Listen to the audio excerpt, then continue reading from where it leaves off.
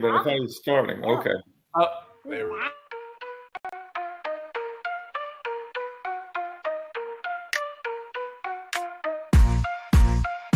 Turn the dial up, turn it loud. Miami's pride, make us proud.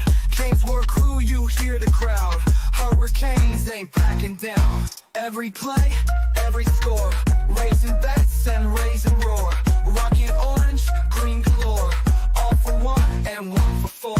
We got FTSN, taking names, winning again. Podcast fam, till the end. Tune in, now let's begin.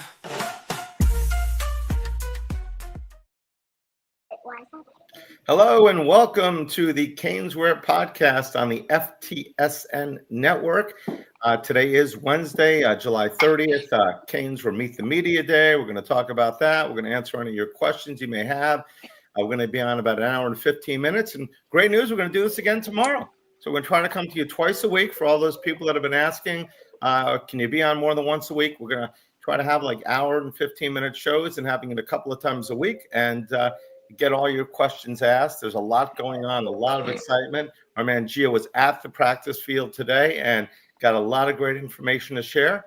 Remember, we're on the FTSN network. Please like and subscribe. And Bobby and the team do a great job there. We're also sponsored by, of course, CanesWear, the spot, South Florida fans shop, and all your Canes and other local team merchandise, Panthers, Dolphins. So tons of new stuff coming in, boxes and boxes and boxes. Jeff's unboxing as we speak. It's a great time.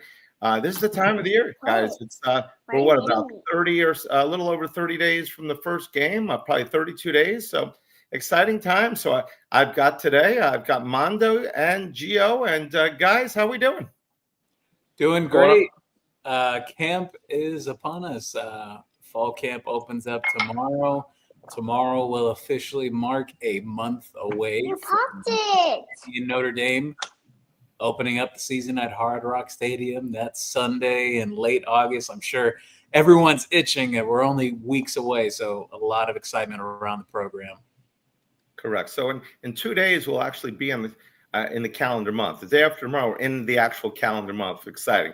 Now, Mondo's been counting down since about 300 days. 300 days. By the way, in 49 weeks, we're going to be back on the field. So, Mondo, how are you feeling? I know you have a special guest today, Mondo. Yeah, sorry. My twin daughter Ava's here playing with her slime that she was given today at daycare. So, excuse her. I'm sorry. She'll be out of the way in a few minutes, but she likes the cane. She's going to go to some games. So, all right. Like Gio mentioned, yeah, I know obviously all the recruiting questions and talk, but it's August. It's August on Friday. So there's a preseason game tomorrow night. Whatever Trey Lance's quarterback for 3 quarters. But we got football to talk about and to watch, and it's year 4. We talk about it in the chats all the time, and on here, like, to me, it's cliche, but it's put up or shut up time. It's time to win. That's it. There's no, let's progress for next year and flip the roster and do this. It's. To me, it's at minimum get to the ACC championship, and anything below that's a failure. I'm sorry, it just is. That's where I'm at. There you go, man. So don't throw anybody under the bus here, Mondo. It's put up or shut up. I agree. I always drink the Kool-Aid or whatever's in front of me, but I'm always drinking it. And the bottom line is this year I think we are set. We may not have Cam Ward again, but we do have Carson Beck. It is exciting. Before I start, shout out to my boys, Joel Nathan, Dave Magnuson, friends of mine for 50 plus years. And we were out today, reconnected about a year ago, met a few months ago, met again. So if you've got old friends out there that you've been friends with, you haven't spoken to years, reach out to them, go hang out with them. It's okay to live in the past a little bit and meet your old buddies that you haven't spoke to and become acquainted again. So life is short. Enjoy it. Family, friends, whoever it is, reach out to them, say hi. They may be waiting for you to call or something like that. It could be an uncle. It could be a long last family member or friend. Go and reach out to them. Have a good time. Get reacquainted. I mean, life's kind of cool when you talk about, there's always some good old days, we hope. Sure. So that's my little message for the day. So, Gio, you were out today, right, with Media Day. What happened out there? Quite a bit. I could give pretty good rundowns on things, some takeaways as well. Seems like Shannon Dawson is pretty confident in what he has at quarterback with Carson Beck. Even Shannon Dawson and Miami wide receivers coach Kevin Beard, both of them, they are teetering on the side of confidence when it comes to the wide receivers group. Now, I know it's been a hotly debated subject throughout the offseason. What's going to happen with the receivers? Oh, we lost Xavier Restrepo. We lost Jacoby George. Isaiah Horton went to Alabama. Elijah Arroyo's playing for the Seahawks now. But they're really excited about what they have. I don't think I would say the takeaway would be that they have concerns. It's more so that kind of get ready for the show, what's coming this year. And sounds like there may be a little bit of some more rotation at wide receiver this year. And they didn't rule it out either on the defensive side of the ball. Cornerbacks could see some rotation too. Miami's a bit deep there now. They added about 5 cornerbacks through the transfer portal in the matter of months. So a lot of competition is going to be going down once fall camp opens up this week. That's awesome. So we've got a bunch of questions. Let's see what we got so far.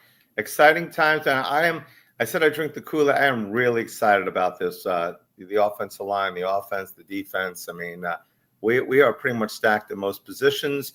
And actually, we're even getting some recruits, and people thought we'd never get another one. So that's even better. Let's see. Jake, how you doing? Good evening, Juan Manuel, Gio, and Brett. Good to see you, Jake. Anthony, hi. Welcome to the program. Raymond, let's go. Absolutely. Let's see. Duck is here, everybody. Welcome to the show, Duck. Better duck. All right. Let's see. We got shout outs to Mondo, Gio, Brett. We got shout outs to everybody. So that's great. So it's everybody's excited. Everybody's pumped. Nobody's got any questions. So thank you very much, ladies and gentlemen. We'll be leaving. Let's see.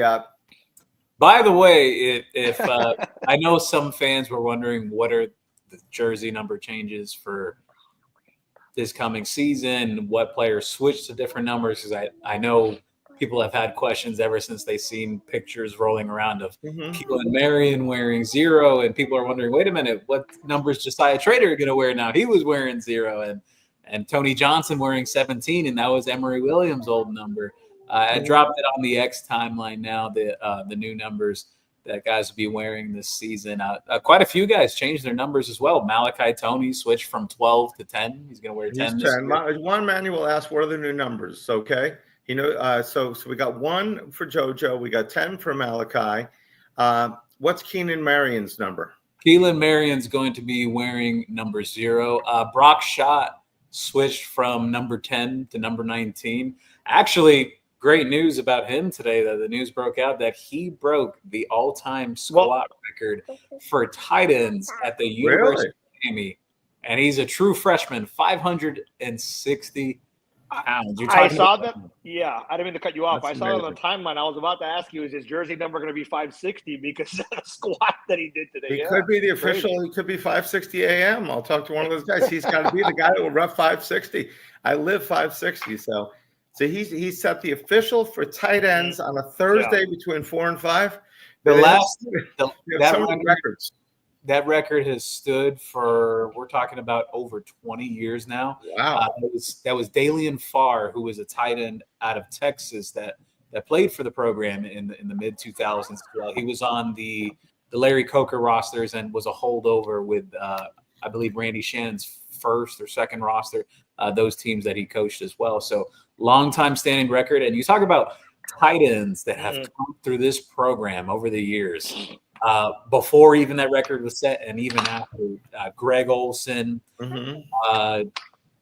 Let's see here: Greg Olson, David Njoku, Chris Herndon, Brevin Jordan. Just this past year, Elijah Arroyo. Walford. I'm sure I'm forgetting some other guys. Jimmy Graham. Jimmy Graham. Jimmy Graham. You got Bubba Franks a few years back. Obviously, Jeremy Shockey. But this is. I don't know what, but you think like a guy like Njoku. I mean, the guy was built like a train. I mean, he was huge. But that's an awesome record. Here's a comparison I have. I mean, I would hope this guy, I would hope Brockshot ends up to be like this guy. Everyone's going to draw the comparisons now. Now that he's wearing number 19, this guy's playing in the NFL. He played for the Georgia Bulldogs. Brock Bowers, who wore 19 at Georgia, I think very similar frames. Brockshot may actually be a little bit faster than Brock Bowers was, which is impressive in itself.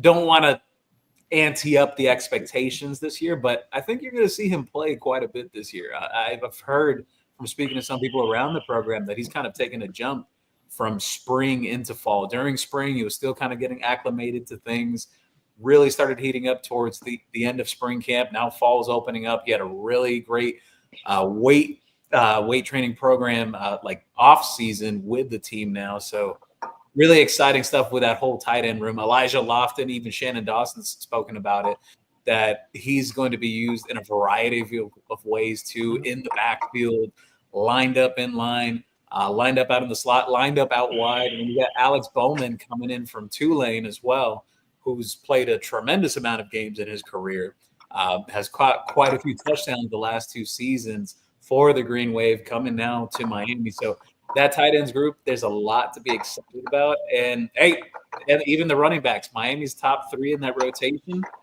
all 3 of those guys are over 200 pounds. Wow. 2 of those 3 are over 225 pounds, Mark Fletcher and Shamar Brown. Holy mackerel. Big boys up front. That offensive line averages about 6'5", 6'6", over 300-something pounds all across the line. So, hey, look, exciting times. I know people will have their questions like, all right, like who steps up at receiver? What happens here? What happens there? But I think pieces are there for Carson Beck to work with.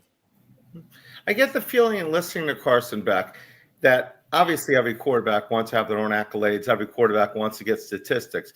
But to me, it's almost like if they ran the ball 40 times and he was able to win a championship with throwing 20 times a game, that he would be happy.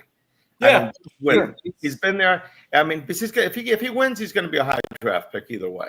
I mean, exactly. So it doesn't have to be all about him, which I'm excited about. So do you believe Mario is going to go back to his history of pound the ball and throw on occasion, or do you think he's going to go ahead and try to go 50-50 throwing and running? I think it'll be a nice balance of 50-50. You look at the makeup of the roster, too, those top 3 running backs. Even a guy behind those guys, Gerard Pringle's got some juice to him as well. Smaller back, but jitterbug type. I expect more so that 50-50. And even some of the body types now that they have in the receivers room. Josiah Trader, he looks different compared to last year. Last year, he was more thin, a little more frail. Now he's actually put more muscle, not just weight, muscle onto his frame now. And guys were just raving about him all offseason and even heading into today, that everyone in that wide receivers room and even around the program, coaches think that his ceiling is tremendous, that if he hits that this year, he could be a true number 1 type.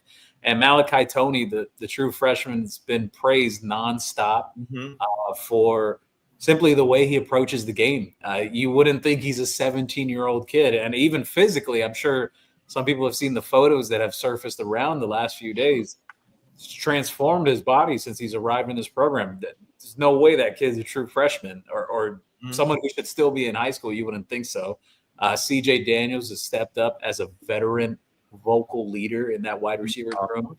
Keelan Marion, a lot of people are excited about him. Some people think that he may have a little more juice to him as a receiver rather than just as return man. He may factor in too. You still got the competition, Ray Joseph, Tony Johnson.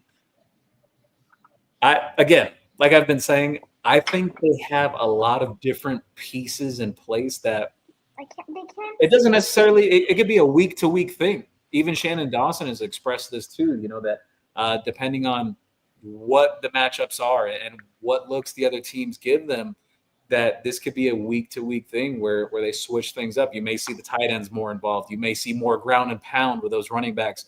Jordan Lyle, I mean, he's shot up to about like over 205 pounds now. He looks just and hasn't lost any speed. Solid as a rock, and has that home run threat ability. Just again, I don't want to get people super, super excited, but it's hard not to look at the pieces, at least on the offensive side, and think, man, they have something here. Even on the offensive line, they have about 6 to 7 guys that could legitimately start. And obviously, you can't play all 6 or 7 at the same time, but it's a great luxury to have. Well, they can. If we drop the tight end and the receiver and they all line up there, crashing in there. But I guess to Gio's point, I think it was a few days ago or late last week, they showed was it at the stadium that they were running without a shirts on, and these guys, some of them look like they're in the league already. Like these didn't look like 18, 19. So strength and conditioning guy or team or whatever they got going on there, they're definitely like locked in because they looked like ready to rock. Like seriously. Absolutely. So Gio, before we get to these questions, who got number 24? Do you have that down there? Who got 24? Number 24 on defense is Ethan O'Connor. Ethan O'Connor. Nobody on offense? On offense, no. Really? All right. We got a bunch of 24. Well, I wanted to ask Gio right quick before we go to the questions. He mentioned the rotation of receiver, this and that, and we know that several people have been mentioning, other than Maui Noah, et cetera, that the best offense, well, not the line, but the best offensive weapon is a few people keep saying is Lofton. Do you buy into that? Yes. Just his versatility, everything that he could do. He could block, he could inline, flex, out wide, in the backfield. He's a legitimate running back too. Like I actually have been able to witness this before. And even speaking to people that have been in the private settings at scrimmages, they've said they're just like, if they needed him to move to running back in a pinch, if like injuries happened, they could do it. Like, wow, without any shadow of a doubt, like that there would be any drop off. If anything, possibly even better. So he's not going to be like a gadget player, Taysom Hill. He's going to be a legit, probably targets leader on the team overall. You think? Yeah, possibly, right? I think you can make a safe bet as long as he stays healthy. He should be within that top 2 range in terms of amount of touches on offense. It just really.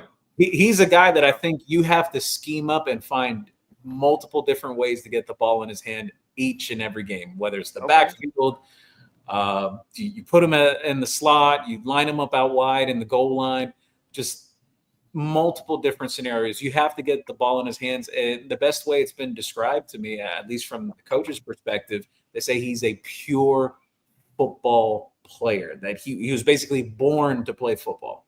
Awesome. Okay. So when we had Lashley here as the OC, they talked about how many plays they wanted to go ahead and run in a game. Do the coaches have a goal of this is, we're not playing fast tempo, right? We're playing just a regular huddle offense, but is there a goal? Do they want 50, 60, 70, 80 plays? How many plays do they want to achieve what they think they can achieve? They didn't say that specifically, but just the general sense I get about this team and what the coaches have been basically communicating from spring till now is that they will lean on the run a bit more this year. There are people in the building that are very aware that, they kind of maybe handled things wrong in that last game against Syracuse during the regular season. You even ask a coach like Alex Mirabal, he said it himself. He said, yeah, everyone points to the defense, but we came up a point short to win. Bottom line, 3 games that we lost, we didn't score enough points. So I do believe that you'll still see quite a bit of passing. I think people are discounting how talented Carson Beck is as a quarterback. I think you'll definitely see things still be open, but I just think with the makeup of that running back room and the tight ends they have and the weapon that Elijah Lofton is, I think we may see a little bit more leaning into that running game. And I do believe you'll see some more play action this year, something that you didn't see a lot of with Cam Ward. A lot of things were just purely out of the gun, not much play action. I think you'll see more of that. All right. Awesome stuff. Looks like we got several new people on the show, but everyone joining in today. Dolphin Derek is here. Jake, we mentioned, Dolphin Derek went ahead and reposted the stream. Fantastic. Juan Manuel is here, mentioned Rampage Kane. Adrian is here. Thank you for joining the show. First question of the day. Lance is asking, where is AR-15? I think you're doing it with the show with him tomorrow, correct, Gio? Yes. All right. We'd love to have him on anytime. Gio, let's see. Who is our new strength coach? George Blanco. Who's the new strength coach? Is it new? The same guy? Who do we got? That is, oh man, his name is skipping me right now. He was actually with the program before. He made another stop he took somewhere over else. for Coach Feld, right? Wasn't he? Yes. He was under Coach Feld, wasn't he?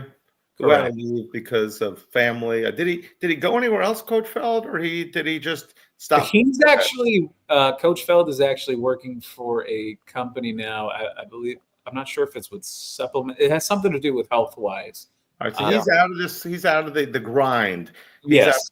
So he took a job that maybe he's spending more time with his family now. Correct. Which is, we all have to have that balance. Irvin Young as the you're saying, Brett? Exactly. I can't even do the show. She's like, I'm going to be on the show. I'm like, no, you ain't. Right. Canes 76, thanks for joining.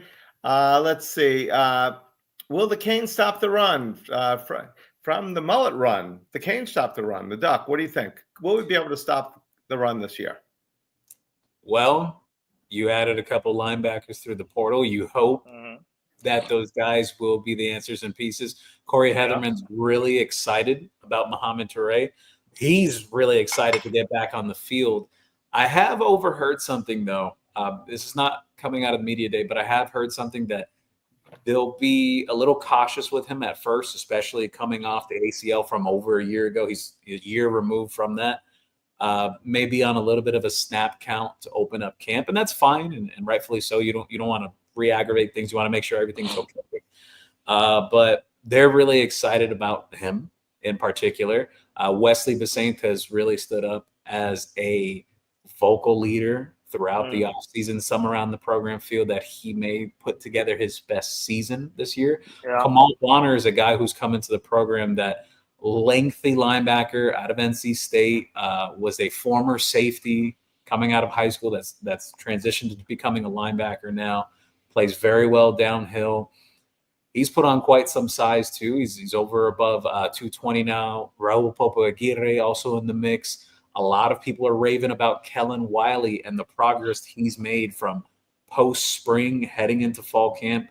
You want to see if it materializes. So I think there's still questions there at linebacker. You need to see how it all comes together in fall camp. I have my own questions myself.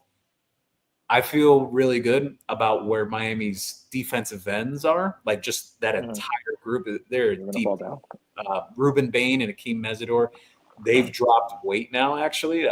Ruben Bain has dropped, I believe it was 15, 20 pounds. Yeah, he looks noticeably slimmer. He looks slimmer. Yeah, him and Akeem Mesidor has dropped about 15, 20 pounds too. So, again, they'll be called upon sometimes in some NASCAR packages to shift inside and get after the quarterback as well. They'll get creative with those things. Even, I'll put it this way, Mohamed Toure, I'd throw him in that category of getting some snaps as a pass rusher too, as a defensive end. He did some at Rutgers. As long as everything is full go and he gets cleared throughout fall camp, I think he could be that Elijah Lofton of the defense. You may see him line up at linebacker. You may see him line up as the Mike. You may see him line up as an edge rusher or a stand-up pass rusher too. Corey Heatherman likes to run a lot of those concepts in terms of his pass rush and what he puts up front. Marquise Lightfoot has put on considerable size since last year. The light really turned on for him in spring. We'll see if it carries into fall camp. That would be great. Armando Blunt looks tremendous. Just physical aspect. The biggest things that get keyed in on about him that coaches always talk about, very advanced with his hand placements, violent with his hands as a defensive lineman. You also have Hayden Lowe. Freak of nature for a true freshman. We're talking about a guy that's 6'5", 255, 260, around that range, I believe. And I'll put a comparison out there. I'm not saying in terms of the way they play, but physical makeup. Does anyone here remember Jonathan Garvin, who played on 97, number 97, right? That played on the 2017 and 2018 teams. Very similar frame like that, just freakish, long arms, looks like an NFL player already as a true freshman. It's kind of uncanny to think about. Mm-hmm. But again, I think they're fine at defensive. Malik Bryant as well. Malik Bryant transitioned from linebacker to defensive end last year. Now, physically, he looks more like a defensive end now. He's put on the size that is needed for the position to excel there as well. Defensive tackle, you got some great guys up front. Justin Scott and Ahmad Moten are two that I would particularly highlight, that the defensive line coaches think that they think that Justin Scott, like they think of him in the same breath of like a guy that could be special, like a Reuben Bain type as the tackle. Now, obviously, you want to see that take place this year. He looked great in spring. He's up there now in terms of body composition as well. Just a reminder for people that before he got to Miami, he was playing a lot of basketball coming out of high school, different sports and whatnot. He was a little bit lighter last year. He still got snaps last year in Flash, but they are counting on him to be a guy this year, that to be someone that steps up. Ahmad Moten in particular, they think he's on the right track to become one of the better defensive tackles in the country this season. They think it could happen now. And David Blair is like a nose tackle type, very wide body. You're talking 6'3", 6'4", 325 pounds from what I understand. He's a really big boy there. I know Artavius Jones is healthy now, and Dante Simpson flashed a lot in spring, but there are concerns about the depth. So in terms of can Miami stop the run, I think their defensive ends are good. I'm even close to saying great, but they could be great. Their defensive tackles, they have some really good guys in that top group, but you got to see how it all comes together in fall camp. Who becomes your DT4? Who becomes your DT5? Because you may have injuries along the way. You're going to need some guys that could fill in that void. I think Miami can do it. I think they have some pieces. I think a lot's going to come down to health, number one at defensive tackle, and number two at linebacker. Can you find a solid rotation of 4 to 5 guys that are dependable? Not guys that, they may make a play, but then they make a mistake. No, guys that are consistent. That's what Corey Heatherman's looking for at the linebacker spots. Awesome. So let's see. JoJo's number one. Jacoby says it's funny on number one because 2 years ago before Cam, they didn't want a number one. Here at CanesWear, we ordered all these number one jerseys and they wouldn't have a number one. It's like, thank you, Mario. Last year they put Cam. We sold a lot of jerseys. And who was number one again on the and Kiko was number one. Yeah. Yes, they were the first 2 players to wear the jersey number one under Mario Cristobal. That number seems to have been something more like players have to earn that. Correct. So Cam Ward was a guy that came in and he earned that. He earned the right to wear that. Kiko Mauanoa had spent the prior year wearing 51, and he earned number one the following year. So, in my opinion, the way they've been talking about JoJo and even leading into today, they believe that if he hits his ceiling, that he could be something incredible. We'll see what happens. My only concern is, like, we were supposed to see some of these flashes a year ago. And unfortunately, he had a little bit of a shoulder issue last year. It kind of messed with things there, and he wasn't really right until it got to, like, December with the bowl game, and that's when you finally saw him on the field. But it's 3-0, right? Yeah, no, they're really excited. JoJo and takes even a little bit of time. Teray getting number one, I think it speaks a lot. They speak highly of him in terms of, like, as a communicator on defense and just how he understands Corey Heatherman's defense overall. Yeah, I want to see what Heatherman does. On ACC Media Day, Mesidor mentioned how excited he is because he was asked about Heatherman. And Ducky Mullet asked about the run game. No, NFL-wise, I'm an Eagles guy. No, we don't have a Jamal Carter, but like Gio mentioned, the depth. Even on the Eagles, they don't care who starts. You got 6-7 guys, defensive ends. It'd be nice to have a dominant defensive tackle. It goes without saying. But I think Bissainth, I'll just throw it out there. I think Bissainth might be primed for his best season here ever. All the talk about Toure and, rightfully granted, but this guy's a local kid, 4 years, stuck around, hasn't gone anywhere else, and why not? Went to ACC Media Day. Like Gio just mentioned, Gio's more into the know than I am, obviously. He's a leader on the team, so I'm excited to see what 31 can do on that defense. Can they stop the run? Remains to be seen, but I think week one, a lot of people – hold on a second. My daughter's just going crazy here. Sorry about that. You got it all here on the CanesWear podcast. Yeah, a lot of people, obviously week one versus compared to other weeks, now you're going to talk about coaching because a lot of people have, for example, to compare week one, you got a lot of people are picking Texas over Ohio State. I think Ohio State's going to win that game. They got a new defensive coordinator. You're going to give that guy 4, 6, 8 weeks to prepare for Arch Manning versus, later in the year, you got 3 days to prepare, 4 days to prepare. You got Ohio State winning that game? I got Ohio. Everybody's picking Texas. Ohio State's at home. They got the best player in the country out playing outside. Everybody's afraid of who Ohio State's quarterback is going to be.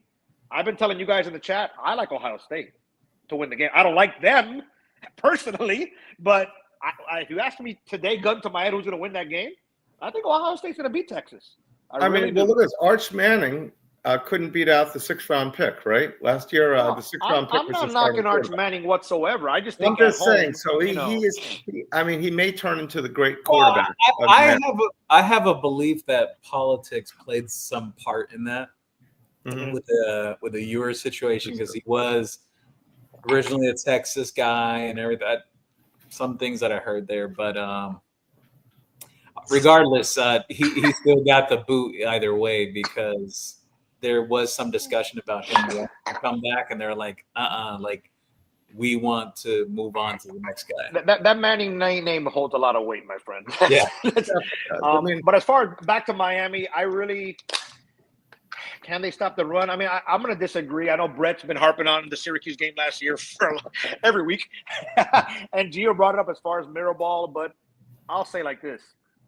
NFL, college, whatever, you score 32, 35, 38 a week, you need to win the game.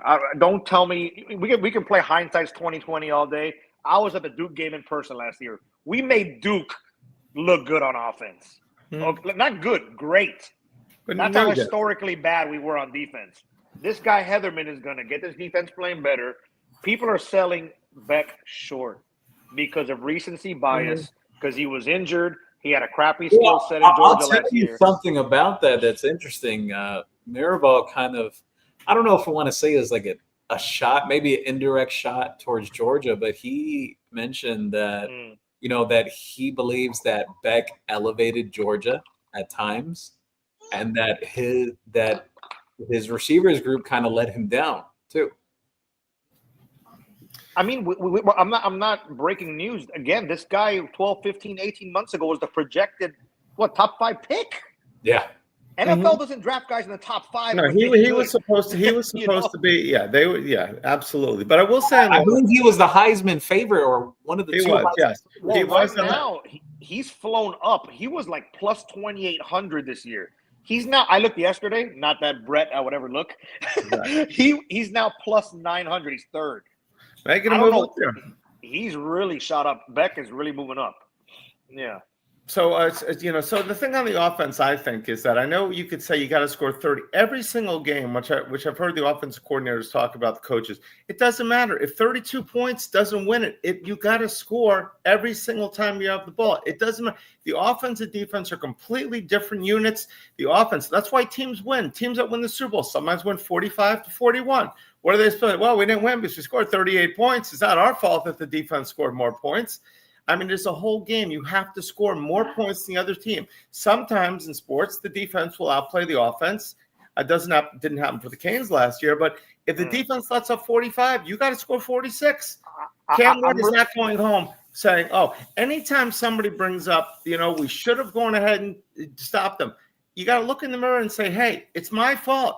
Cam Ward, there were 3 or 4 possessions against Syracuse that we had a 21-0 lead. We needed to make it happen. Yeah, it wasn't. We really need to right that wrong. That was I remember You watching just got to Syracuse keep game. on scoring. Listen, everybody lets off the pedal. You got to keep the pedal to the metal. Keep on scoring. Just keep on playing. It doesn't matter. You got to say, hey, the defense great, but defense gave 40 points. We got to score 41. You know, plenty of teams have tough battles, and they just got to close it out and win. So I can't. While the defense was the problem, the offense needed to score more points. No, and to Gio's point, some might think, oh, you know what, Notre Dame, UF, these are non-conference. They don't really matter. It's only the ACC. But you know what? You lose one or two of those, now you're putting immense pressure on yourself to nobody get hurt. What happens if Beck goes down week 6? Then what? Let's say, so that's a no. You got to take advantage. Cares about those Notre Dame and Florida games more than CanesWear, okay? Because wins are everything in this business. So it's all about winning. Notre Dame is going to be. I think the line is forming outside the store right now. It is so many people are excited. Dolphin Derek asked about any sales right now. Good news, Derek. I know everybody's excited that for one whole month it's going to be no tax. It used to be a day, then it was 3 days. And it was a week, and now it is for the month of August. Is no tax, so every little bit helps. The new stuff we got coming in is awesome. Got a lot of stuff going on sale on the clearance section. Look for that for those educated consumers. I know Dolphin Derek has his birthday coming up, and he wants some stuff on sale. So keep your eyes out there, Dolphin Derek. We'll have some great stuff on sale. But starter jackets. Oh, it's Sean Taylor and Ed Reed. The jerseys are coming back. We were at a medium, large, and extra large. They're all coming back tomorrow. Jeff stays up, but he's going to go ahead and put a ton in. Speaking of JoJo Trader, we just got in the brand new #1 jersey. It looks awesome. So, you can get Ward on the back. You can get Trader on the back. I got to figure out a way that you have the names can be changed all the time. Today you're Cam Ward. Tomorrow you're JoJo Trader. These Cam's going to be starting in Tennessee, and I think he's still 150-1 to be the MVP, and I think Tennessee's 101. And I got the Tennessee against the Rams, Washington, or Detroit in the Super Bowl at over 100-1. Anyway, moving right along. Rich Millennial asked Gio, what are you most looking for to seeing this camp? What am I What are you most looking for? Give us one thing that you are most excited about. And Mondo will answer that, and I'll answer that also. Sure. Not that anybody asked their opinion. They only care about Gio's answer, but go ahead. Exactly. I would say what I'm looking forward to is I want to see how the cornerback battle kind of settles itself. Mm-hmm. Xavier Lucas had a really big spring. OJ Frederick was a freshman All-American last year. Damari Brown, people were super high on him in the program before last season started. He had the injury throughout the year. They brought in Ethan O'Connor. Charles Brantley's also in that mix. Keontae Scott's going to help out in the nickel as well. I want to see how that all shakes out and kind of how they play with all those pieces, because I could see scenarios where, Charles Brantley, people forget this. Yeah, he's been at the nickel since he's been at Miami. But the way I look at it is like this: when he was at Michigan State, he played a lot on the boundary. That's still another option, especially you bring in a Keontae Scott in the nickel as a bigger guy. You want someone to help up and run support. That gives you the flexibility to shift Charles Brantley outside again if you need to in some scenarios. I want to see how that shakes out. I have my concerns at safety, not about Zachariah Poyser. Zachariah Poyser's put on a lot of size since he got here. He looks great, looks phenomenal. But I want to see who can step up as that guy next to him. Markeith Williams had a nice spring. He had a nice fall camp last year too, but it didn't translate into the season. Is that going to translate this year? Is Markeith Williams going to elevate this year? It's coming into year 4 for him now. We'll see. They brought in Jacoby Thomas. I think he's a great player in terms of physicality, a very vocal guy too.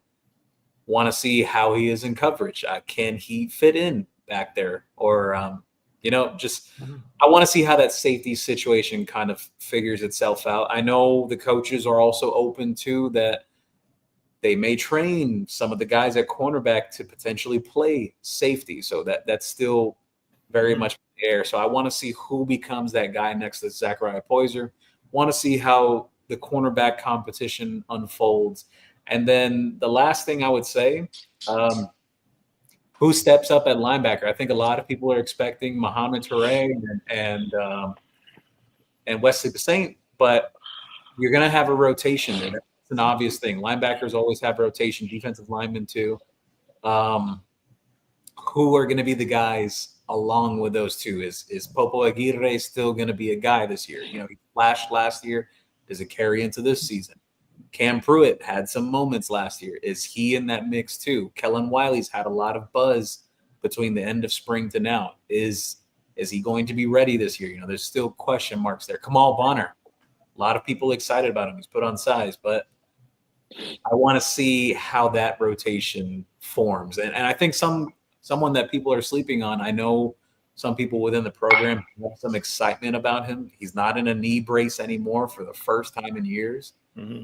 Chase Smith, we'll see. He, at least from a athleticism and size standpoint, we got to see how it comes together in fall camp. But from an athleticism and size standpoint, what Coach Corey Hederman is looking for in his linebackers, Chase Smith does check off those boxes. So I always have this belief too, before a season starts, there are some surprises. And the reason why I say that is, let's go back to last year. Who had O.J. Frederick starting game 1 in the Swamp as a true freshman when fall camp opened last year? If anyone says that they did, they're a liar. They're a liar, because there can be surprises in camp. We'll see. All right. Mondo, we got a ton of questions, but what are you most looking forward to seeing in camp?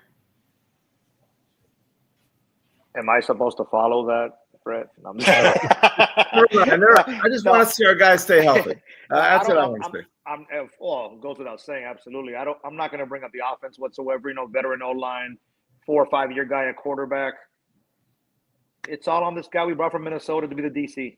It's on him and this defense. Period.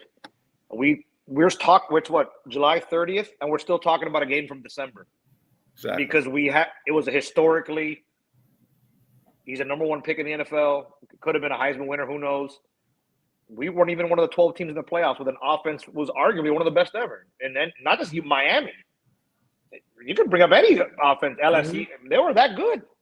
So to me, it's all the defense. The Saints and Touré and the defensive tackle. Then Gio mentioned everybody on the defense pretty much. It's that side of the ball. We're going to find out quick. Jeremiah Love, arguably the best running back in the country, Notre Dame week 1. You got Lagway week 4. Later in the year, SMU's homecoming game at home. Their quarterback's pretty good. That could decide the spot to place Clemson in Charlotte. Mm-hmm. So, to me, it's all on that side of the ball. And also, I do want to mention, very important, the last couple of years, we've had the Borregales brothers. I mean, it's not exciting to talk about special teams. Excellent point. We picked up the kid from BYU to return kicks. And this and that. Special teams, I think, is going to be critical. You might have a lot of close games. We're not going to be chasing points like last year in 41, 38 games. Why? Because our defense is going to be better. Which is not saying much because they were terrible last year. They're going to be better because Heatherman's a very good coach. Damian Lewis is here. Most of the people watching, probably too young to even know who he is, but I saw him play every down. Damian Lewis was a hell of a football player. From all accounts, he's a very good coach. He's going to be fine. I think the kicking situation, Gio can speak of that more than I can. It's iffy, probably. The return game should be a plus. So that's where I'm at. I'm all on the defense and special teams. I'm not. Some people are still worried about Beck. I don't get it. I really don't understand. I agree. And it's all over the timeline, not from rivals. They talk shit. He's very confident. He's very confident. Yes, he's a 4th, 5th year guy. Why wouldn't he be confident? I mean, he's getting paid what, 3, 4, 5, 6 mil?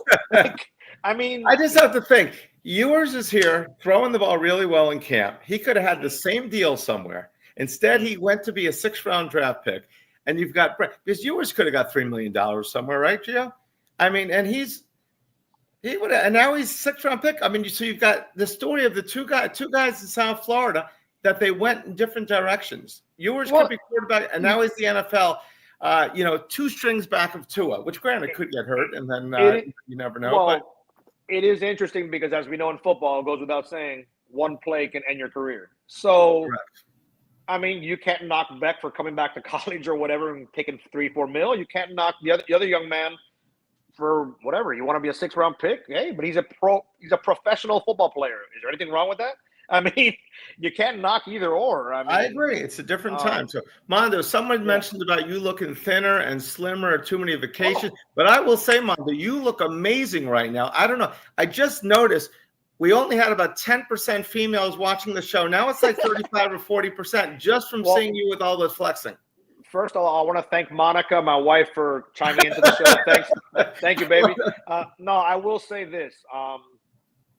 Yeah, I'm 48 now. I'm not 25, 23, 28. You look the best you've looked since I've known you. No, not that I was huge or anything, but in the last 6-8 months, don't get me wrong, I love to eat. Like on the weekend, we'll go out as a family and we'll do what we got to do. But I try to exercise when I can and eat more or less right. But yeah, I'm not getting younger, bro. So I got 3 little ones. You saw my daughter here the whole time.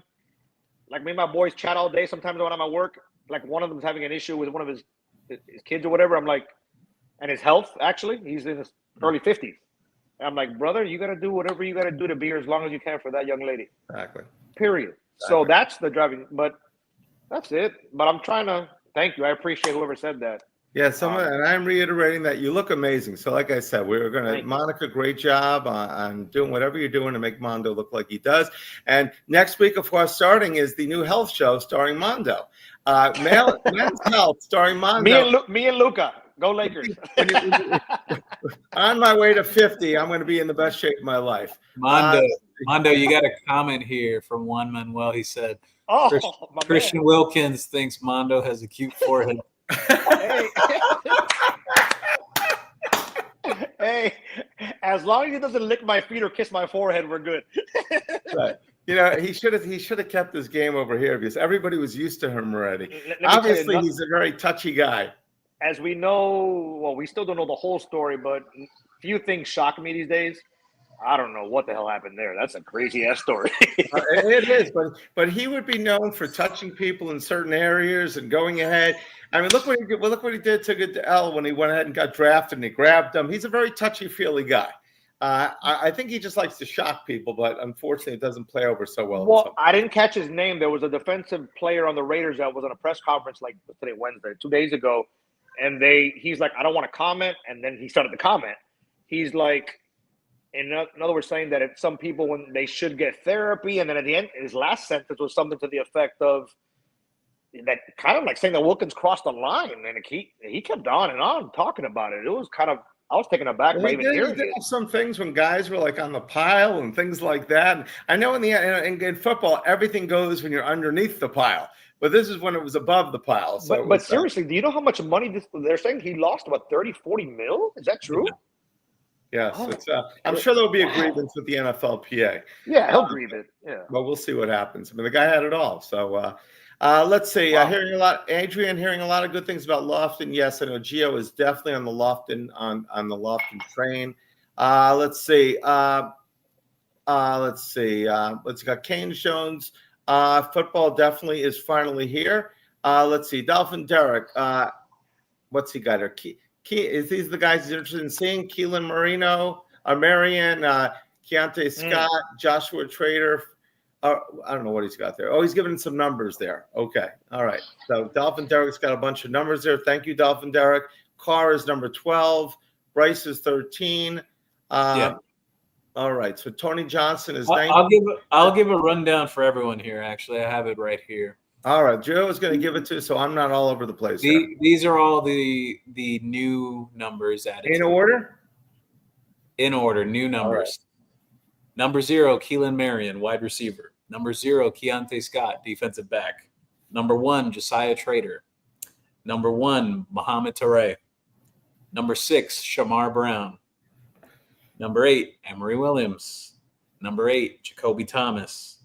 Number 10, Malachi Toney. Number 12, Nikar. Number 13, Bryce Fitzgerald. Number 17, Tony Johnson. Number 19, Brock Schott. Number 32, Kamal Bonner. Number 45, Bert Auburn, the new kicker for Miami from Texas. All right, those are the numbers.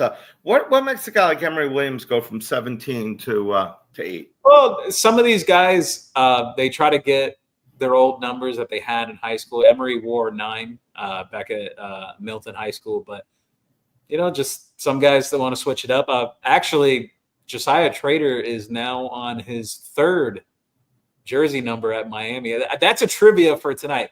Who can remember what was the first jersey number that Josiah Trader wore as a Miami Hurricane? Wow. That's a trivia question, actually. Can someone answer that in the comments? That sounds like a CanesWear gift card opportunity. If don't look it up. If you don't look it up, a $25 CanesWear gift card if you get it before the end of the show. All right, good thing. So what was Josiah's number before? I think a couple people got it at the same time, actually. Wow. Trigger 1 and Jacoby Graggs, I saw it pop up on the comments here. They put 6. Yes. Josiah Trader, when he arrived at Miami last year in spring, he was wearing number 6. Then Damian Martinez transferred into the program, and Trader switched from number 6 to number 0, and then Damian Martinez got 6 last year. Wow. All right, both of you send us your emails and make sure your CanesWear gift card. We'll give it to both. 2 guys, Gio? Just limited to it was Trigger 1 and Jacoby Graggs. I'm going to take those 2 names down here. Yeah, Gio mentioned Martinez. You since it's instead of giving out 125, we'll give 220s, okay? 220 for you guys. It pays to watch the CanesWear podcast. Juan Manuel, the Soldier one, correct? Yes, tight end Soldier one. We didn't mention his name actually. The guy. So actually, I just think I saw it had an autographed picture. Someone brought it. Do you want to buy this? And I said, really? He was quite the player, though. Just talking about, let's see, just talking about his dad. I was talking with my buddies about in the San Diego game how Kellen Sr. had that amazing game against the Dolphins when that big game back in the 80s when the Dolphins were down 24-0 and San Diego won in overtime. Let's see, what do we got? What's a good, Juan Manuel's asking, what's a good comparison to Brock? Are the Brock to Carson comparisons start coming? Let's see. When are the Brock to Carson comparisons start coming? I think he's talking about how like Brock Bowers also crossed paths with Carson back at Georgia. Again, I was just throwing it out like for fun. Okay. Like, he's wearing number 19 now. Brock Bowers did as well, but he's the third. Really talented. He's the third tight end. Or what tight? We're talking about the tight. We're talking about Shock, the tight end, or the true freshman. All right. So Tony Johnson is still 19, also, or he moved to 14? No, Tony Johnson's wearing 17. Nikar switched from 19 to 12. All right. I'll get this down. Let's see. Mondo, where's your CanesWear shirt? Thank you, Dolphin Derek. I don't know where he is, but if we get a week off, if we can get one that can show off those guns of his, we'll be good. Okay. I wanted to say real quick, Gio. That's funny, Derek. Gio mentioned about Damian Martinez, and obviously all these young kids we talk about, we all want to see them go far in life, NFL, whether it's occupation or whatnot. One of the Seattle Seahawks writers said that they saw Damian doing pass pro drills a couple days ago. The guy said that in 9 years covering Seattle, it's the best pass pro segment he's seen. Like a 10-minute. Oh, yeah, he's a couple days ago. So you got him, and we know they released Noah Fant. So now Elijah Arroyo's lined up to have a really nice season. So those 2 Canes that left here. Seattle loves Canes. Seattle loves Canes. It's amazing. Well, they got Sam Darnold. That's a nice situation that Damian and Arroyo got there in the Seahawks. I think Damian just runs downhill. I think he's going to be a beast. Is Malachi 225 now, George is saying? Is that what we said earlier? No.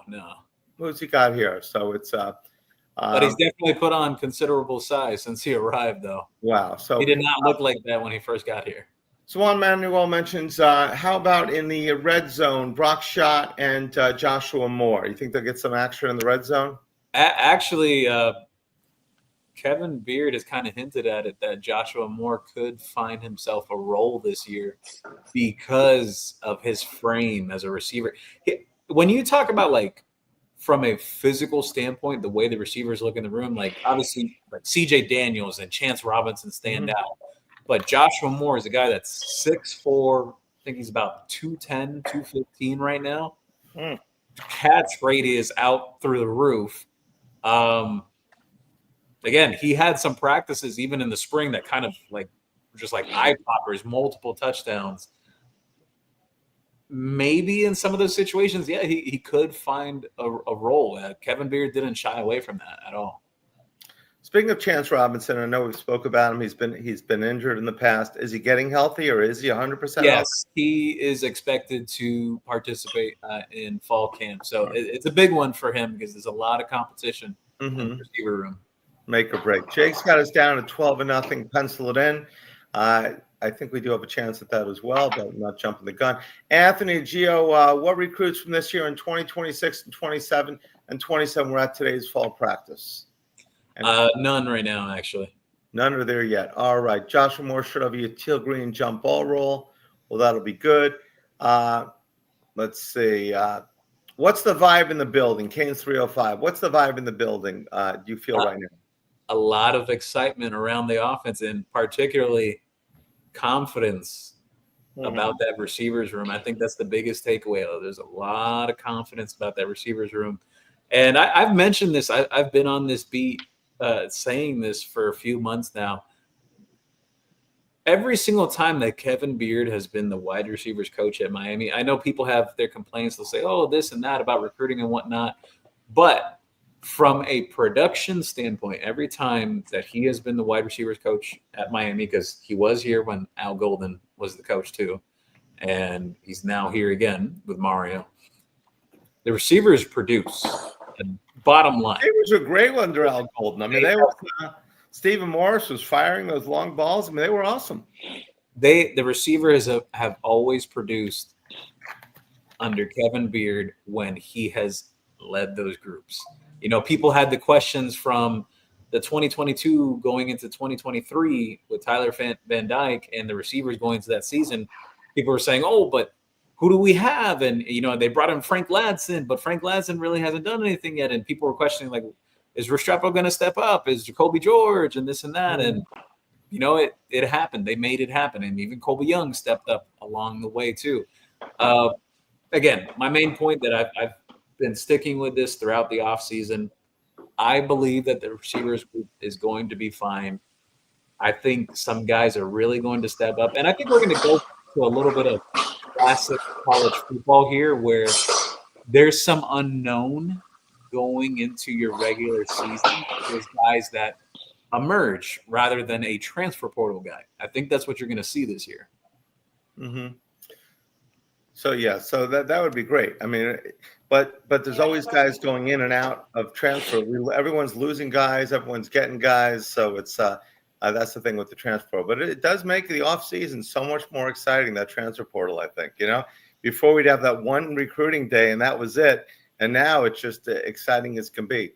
Let's see. Yes, George, I do agree. We are so deep we got 4 studs, I think. Pringle, no one really talks about. I did see him post the other day. Excited for the season. Great kid. And is he a true freshman, Pringle? Gerard Pringle, yes. Okay, he's actually the fastest in that room. Is he really? Yeah. All right, so he could be used. Okay. Canes 305, we need to use him like Tyler Warren. Who's he talking about, Gio? He's talking about Elijah. State. Yeah. All right, let's see. Gio, how is the Notre Dame matchup is looking? We are playing them at the perfect time. Agree?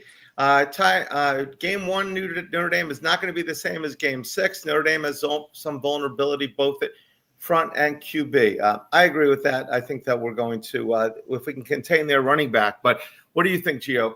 So we catch them at the right time? I don't think Miami's going to be able to stop Jeremiah Love completely. I think it just boils down to how much can you contain in that game in terms of his production. The other thing is, I've been saying, Carson Beck's a veteran quarterback. C.J. Carr, first ever start. Unless C.J. Carr is an absolute all-timer in the near future, I have questions there if he's going to be the reason why Notre Dame wins that game. I think the way Notre Dame wins that game is, are their defensive backs going to be able to shut down Miami's receivers? They have really good defensive backs. This is a really big litmus test for Miami's receivers groups and the tight ends as well. How do they match up? Because this may be the best secondary you may face the entire season and even postseason if Miami gets there as well. The other question that I would say in terms of that game of the matchup is how does Miami's defensive backs match up with Notre Dame's wide receivers? They got some guys. I know people say, oh, well, they didn't have that many that last year. They got a couple guys through the portal. They have a pretty nice tight end. Mm-hmm. They have two really good receivers, Jaden Greathouse and Malachi Fields. Those two guys have length and they can run too. They're going to challenge Miami's cornerbacks. They have to be ready. No doubt about it. Do you think our defense, it's going to be on our defensive line, our front four, front seven? Can they dominate? Do you feel that we can? I think the defensive ends can. I think the defensive tackles, the way that they're talking about Justin Scott and Ahmad Moten particularly, it sounds like they're primed for pretty big years in terms of like their production being upped this season. I think they can. I know Notre Dame also has a good offensive line, though, just like Miami. So I think it's more so going to boil down to the wide receiver and DB matchups and vice versa, basically for Miami and Notre Dame. Can Miami's wide receivers win their one-on-ones with Notre Dame's defensive backs? Can Miami's defensive backs contain the twin towers of Notre Dame's wide receivers and Jaden Greathouse and Malachi Fields? Because that's going to be a big challenge, because I think we've all seen this with cornerbacks, at least at Miami for the past decade. They struggle with these receivers that are jumbo receivers that are 6'4", 6'5", and can run downfield. Does Miami have the guys on the back end now to combat that? I think it boils down to that, because the lines – I see the lines on both sides, like the O-line and D-line for both programs, relatively similar. Well, obviously we're not getting a lot of respect because what is Notre Dame? 3.5-point favorites in this game, Mondo? Isn't that what it is? So it's 3.5 points, and that's at home. So if it was in Notre Dame, this would probably be a 7-point favorite. And, and we've obviously got the experienced quarterback. They don't. So you realize, they're like a touchdown favorite on a actually, that'd be a neutral field. They'd be a touchdown favorite. In Notre Dame, they'd be like a 9 or 10-point favorite. So it's kind of crazy. The odds makers don't really feel great about us. It's hard to, with that crowd we're going to have there on a Sunday night. It's going to be phenomenal there. It's going to be. If you like Gio's point, if that, obviously, if we fumble the ball 3 times, I'm not going to praise their turnovers quarterback. But if their quarterback comes in and makes the plays, and he's the difference. And I've hated Notre Dame for 3 or 4 decades, but I'll tip my cap to the brother. Be like, hey, if you come in here on a standalone Sunday night on Labor Day weekend and an opener on the road, and pull off a win, we saw how loud it was last time. This stadium is one of the loudest stadiums the way they have it now, with the echoes and everything. So the fans just got to bring it. If they take the lead, they still got to bring it the whole time. Just, give a young quarterback, give him, they could give him fits. And that's the key. If we can shut him down, that he can't, just one split second that he can't read something and he can't get the ball to one of those tall receivers. That's the key. No, and Gio mentioned, and we're talking about Ohio State, Texas briefly a little while ago. But now that head coach on the other side just went to a national championship. He's got 3 or 4 months to prepare. So, that's a hell of a coach over there. They got time to prepare. It's amazing. A great matchup. It's a hell of a matchup. I agree. To start the season. You always say, the game's going to be a coin flip. I think it is. That's a good team over there. I like our chances. I'm not being a homer. I think because of the quarterback, he's a veteran. If we had another guy QB, I'd be concerned. If Emery starting, you would not be as confident, you're trying to say. And he's got some experience. Let's just say, I wouldn't be as confident, and I'll leave it as that. But anybody, this is a 4 or 5 year starter, national championship winner, right? Heatherman, Minnesota did really good defense. I think it's a great opening. It's gonna be fun. It's gonna be August 31st. I can't wait. Absolutely. All right, Rich, what's up with the Richard rehab? Tur 30 is asking. He's talking about Jadis Richards. So he's not in a knee brace anymore. No boot either. We'll see what the plan is there. If you ask me, in my opinion, what they should do, I think with the amount of defensive backs you have this year, maybe try to have some insurance for next year. Have a veteran guy that has played a lot of games, started games, come back an extra year and be right 100% healthy. Because again, his injury came, that was late November when Jadis Richard went down with that ACL injury. So you're talking about December, January, February, March, April, May, June, July. He's only about 7-8 months removed from that injury. So it's been some time, but again, ACLs can be a little tricky. You know, the more time they have to be able to rest on that, the better. Which I know people have questions about Mohamed Touré. You know, he had the ACL right before the season last year. He's had an entire year to heal, though. Let's see. Dolphin Derek is asking, are we healthy right now going into the season? Well, going into practice, how healthy are we? I would say pretty good, actually.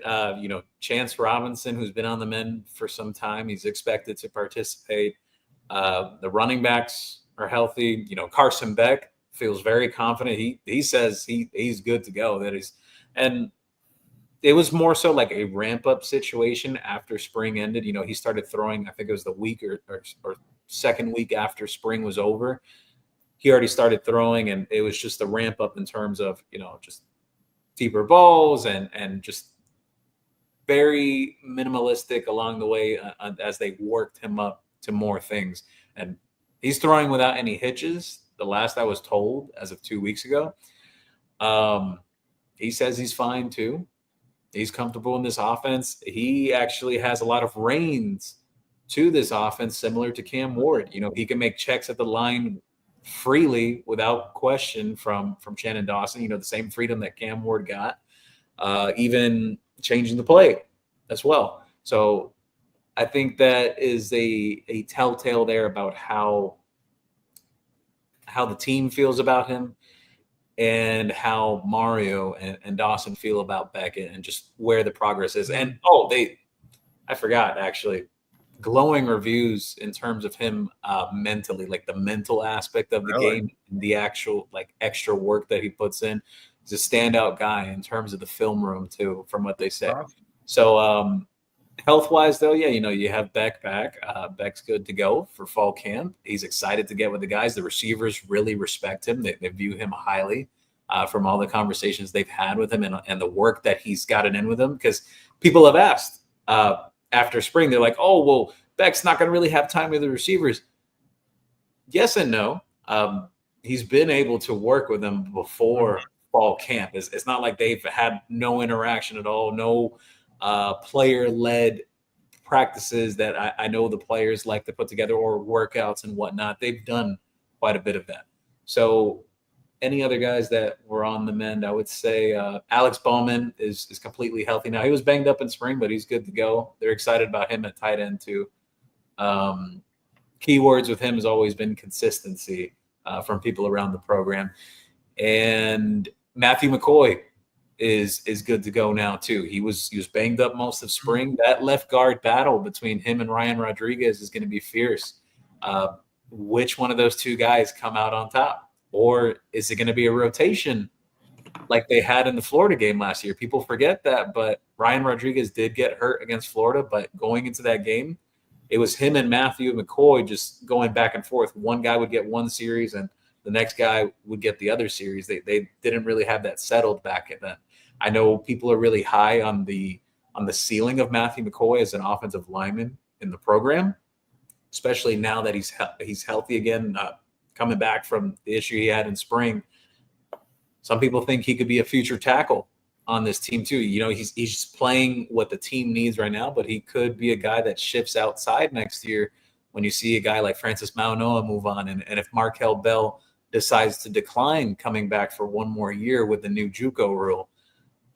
Defensively, you know, Ruben Bain, he's trimmed down. He's healthy. He had a really good spring.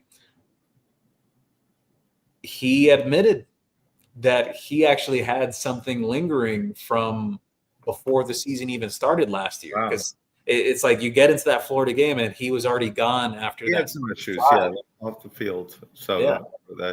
So So no, he's healthy because he was not Mr. He looked like, if we get him back the way he was in his freshman year, I mean, that is going to be awesome. I mean, I think he was held more than anybody else in the ACC. There were more holding penalties. George asked, what about the linebacker that we took from Florida last year? How is he progressing? The linebacker that Adarius Hayes. Haven't heard much on that. I know that he's still with the team and whatnot. Again, we'll see what the progress is in fall camp. Saw a little bit of him in spring as well. Physically, it's all there. Just more so the mental side of the game. Awesome. Juan Manuel, how does Cam Pruitt and Lightfoot look weight-wise? Is Blunt and Howe used inside as well? Yeah. So Cam Pruitt has gotten up to about 215, from what I understand. He was actually one of the linebackers that made a lot of splash plays throughout spring. Obviously they want to see him continue to get bigger. He has put on size progressively. I look at it from the aspect like Wesley DeSaint. With him, it was a progressive thing year over year. When he first got here, he was like 200 pounds. The next year is about 210. The following year, which was last year, is about 220. Now he's hovering between 225, 230. It's a progressive thing. I see that same path in terms of physical development for a guy like Cam Pruitt. You don't want to pack too much weight on a guy too fast. Like, for example, Ruben Bain last year. He's admitted it that he's dropped about 15, almost 20 pounds coming into this season. You could see it from the pictures, the videos. He definitely looks more trim, lighter. Again, just the team's in great health right now heading into camp. There's no serious major injuries right now. Again, things could change.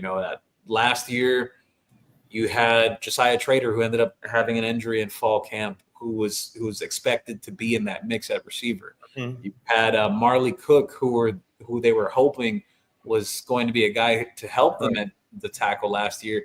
He got hurt and he missed the majority of the season. So they're in a good spot right now, but again, we'll see as it goes, as long as it stays that way. Is Pancake still on the team? And while you got about waffles and French toast? Yes.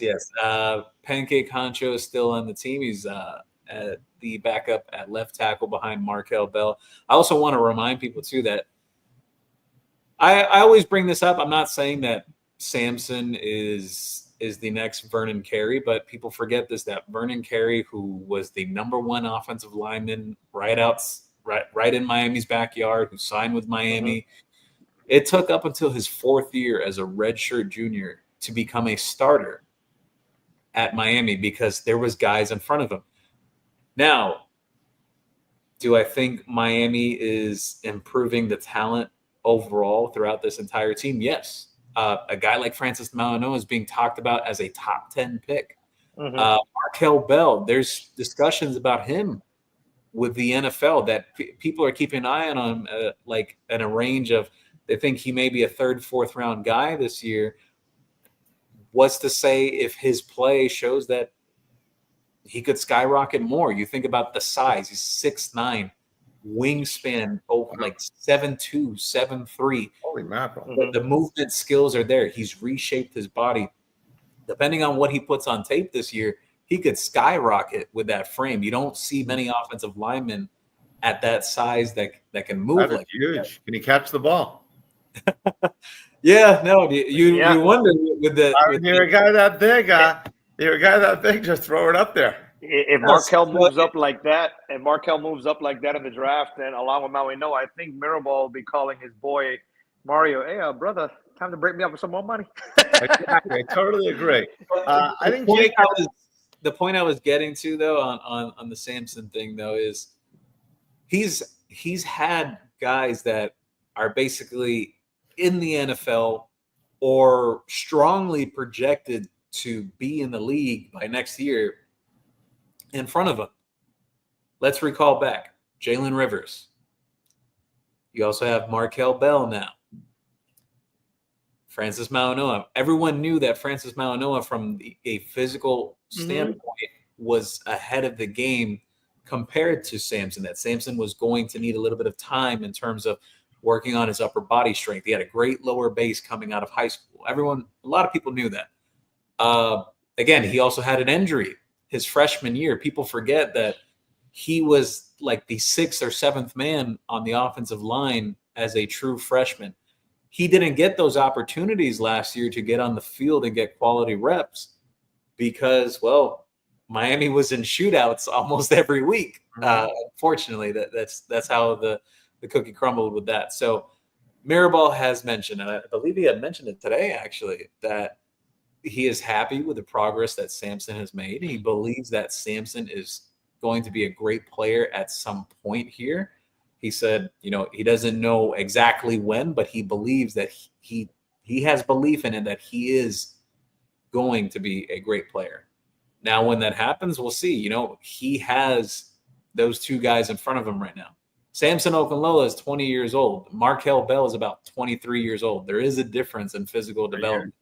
And now, of course, I gotta. Now, go ahead, Brett. Go ahead, brother. You go.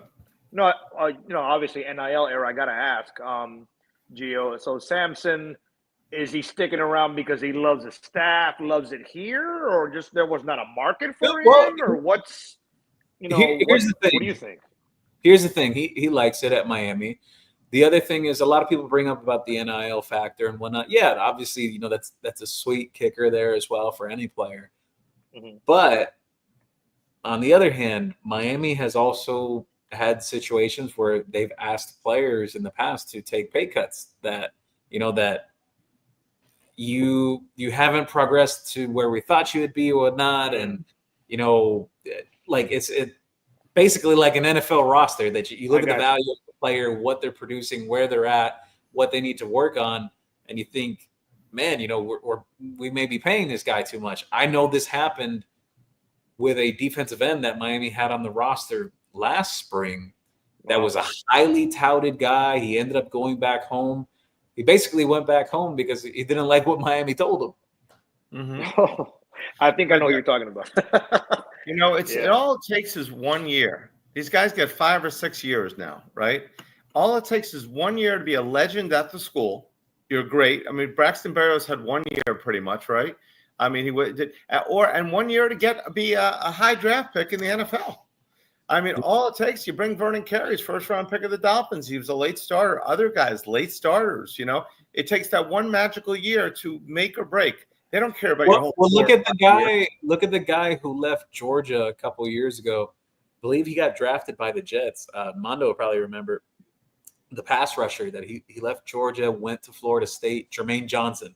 Oh, Johnson. Okay. He was a career backup at Georgia. Mm-hmm. Finally got his shot at Florida State, and he was one of the best pass rushers in the entire country. Yeah. I believe he's been a pretty solid NFL player too. Sure. Yeah, all it takes is 1 great year. So, Jake, with the question of the day, has Mara hired an assistant to keep him out of trouble and make sure he doesn't have any boneheaded plays? Maybe the guy has a stopwatch too. We need Bizarro Mario. Okay, if you're a Seinfeld fan, is there a Bizarro Mario, opposite Mario, going to be on there, a helping Mario, or is he too proud and prideful to have somebody overseeing him? What, someone to challenge Mario? Yeah, Mario. Mario obviously is. I mean, as a CEO of a company, I know I want to make the final decision, even if it is boneheaded. But I want it to be up to me. That's just the way life is. Do you think Mario's got someone now that he's hiring to say, "Hey, I know we need to be better, including myself"? And when the game's on, he's 50 yards across the field to go ahead and call a timeout, or when the game-winning field goes on. He has had guys like that around him. And I know even from like the recruiting standpoint of things, like, yes, he gets the final say, but it is a collective decision among the coaches and assistant coaches and recruiting department in the directions they want to go to in terms of talent acquisition, even in the portal too, which is why sometimes you even see some deliberation on some kids, whether it's portal or high school, that they may like a kid and they kind of back off, and then there's different opinions that go on in the building. So at the end of the day, does he get the final say? Yes. But there are, how would I say it? There are others words that that are being valued, that are being weighed. It's not just entirely that, whatever I say is what goes entirely. There is consideration. I think it cannot be overstated how big of a season this is for Mario, the staff, overall, period, because, I'm a fan, Brett, you as well, obviously. The roster's completely overhauled from when he got here. It was the cupboard was bare. We know that. Be it right or wrong, fair or unfair, you look at the playoffs last year. I get it; they're in lesser conference. Well, not Indiana, but Arizona State's in the playoff. Indiana's in the playoff. Freeman has been in Notre Dame for like 5 minutes. He's in the national championship game in Miami. This is year 4. So SMU. The expectations, and rightfully so, are sky high. They're doing really good in recruiting. If you want to talk 27, I see these questions coming in about 26, 27, 25. This is critical this season. Because if they don't make Charlotte this year, all the talk, and fair or not, is going to be from the rivals. You see on Twitter. You can't be in a program for 4 years, rebuild it, and not get to You're going to see the rivals on X, and even if they don't care about Miami. Oh yeah, they're bringing all this in, but where it's the 4th year. Like, you got to have a guy that's going to be. To me, it's the Raiders' old slogan: "Just win, baby." Period. Exactly. I'm all for like Gio. I love Gio because Gio knows everything about recruiting. I wish I knew more, but that's his wheelhouse. I'm cool for 27, 26. This roster is pretty fucking good right now. They need to win. I think at minimum. I got a great statistic for you, actually, because I did the numbers on this some weeks back, and I'll share it here. 98% of this year's Miami Hurricanes football roster is Mario Cristobal acquisitions. Wow. There you go. The other 2%. 98%, you said? It was around 98%, rounded up. Okay, well, there you go. The only 2 guys that were from the Manny Diaz era that are still on the roster are Ryan Rodriguez at left guard and Chase Smith at linebacker. Guys that were actually recruited and brought in by Manny Diaz. Everything else has been high school and transfer portal from Mario Cristobal. These are his guys. His guy. There you go. I didn't know it was 98%. That's pretty good by you. They are his guys. The only other 2 holdovers that you could kind of consider, but at the end of the day, Mario still approved this because he took them. Wesley Basaint was initially a Manny Diaz recruit. He didn't commit to Manny Diaz, though. Manny Diaz was fired, and Wesley committed to Miami like 2 days after. And he kind of had the inclination that Mario was coming. But Mario gets the final say, so he approved that. And he was never coached by Manny Diaz, so he is a Mario Cristobal guy.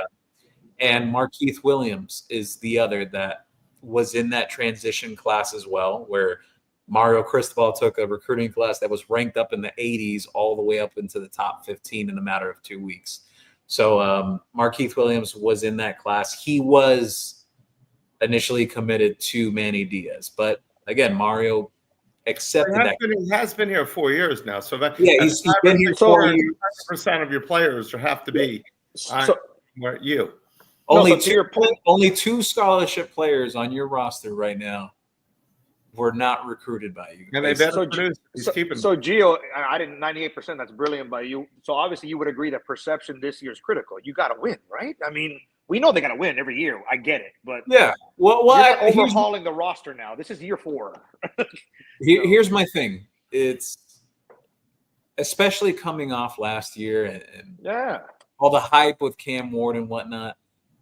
I don't think they can afford to have a down year because it starts creating narratives where people say, oh, well, they can't win the game. They can't get over the hump. Or they say, oh, same old Miami. They have one great season and they fall in the gutter. It was only because of Cam Ward. They'll throw that out there. They will. Exactly. No, they have to come back minimum of 10 games this season. 8 of our games are home. We don't really, they have to come minimum. It's nice. It's a nice If Nick Saban would have the number 1 recruiting class every year, but never won a championship, they'd say, let's get rid of this guy. I mean, you have to win on the field. Yeah, I've had season tickets now. This is my 6th year. I wish it was longer, but I used to work some Saturdays. But yesterday was your first. It's usually 5 or 6 home games. There's 8 home games. First time in years. You play First Notre time Dame in and Florida ever, here. right? Your two big games are here, Notre Dame and Florida. Yeah. Well, I mean, they're not conference games, but still, that's your two biggest We're going ticket SMU, selling though, games. right? Yeah, but you're That's right. going to be a big game. And if Homecoming over Lashley is there. out coaching Mario, that's a problem. Because we could have had him just as easy for a lot less money. That's going to be a big game in November, December, whatever it is. Yeah, I have the hot take that SMU was a one-hit wonder, and you think so? I was wondering about them. You think so? I think they were a one-hit wonder. Definitely possible. They're rebuild. They're not going to get the same recruiting class. I think they'll come back to reality this year. I don't think they're going to be bad, but I don't think they're going to be as good as they were last year. What do you think about Duke and Manny this year? Well, he still has Mike Elko's guys up there. I want to see what it looks like when his guys come into place, because we kind of saw that transpire at Miami. I think, you asked me personally, I think Manny Diaz was interesting as a defensive coordinator. When he had those guys, when he had the talent, he could really make it work. But when he couldn't recruit that, he couldn't keep that up. So I do think he still needed to cut his teeth as a head coach. I think Duke is a great spot for him to cut his teeth. Yeah. He shouldn't be in OTJ, on the job training. Yeah. He got his on-the-job training here. Mario, he started off well at FIU, but then he was not a good coach after that. And so Mario did well at Oregon, but FIU he got fired from. I know there were some political reasons and things like that. But, if Mario would have come way back when, he wouldn't have been ready. He was ready because they gave him everything. NIL came, the boosters. He got more than any coach has ever gotten at Miami. Yeah. I like our back to the schedule. We got Louisville at home, NC State at home. Great schedule. This is going to be awesome. A dark horse team that people are mentioning. I don't think they're going to be above Clemson and Miami, and maybe to a lesser degree SMU, but they've beaten us the last couple of years. GT. A lot of people think Georgia Tech's going to be really, really good this year. They're supposed to be very good. No, Mario's got to beat these teams. There's always someone that's up and coming, and it's like, why? We have as good a recruits. Our recruiting class, what are we, the best recruiting class in the ACC outside of Clemson, or are we even better than Clemson right now?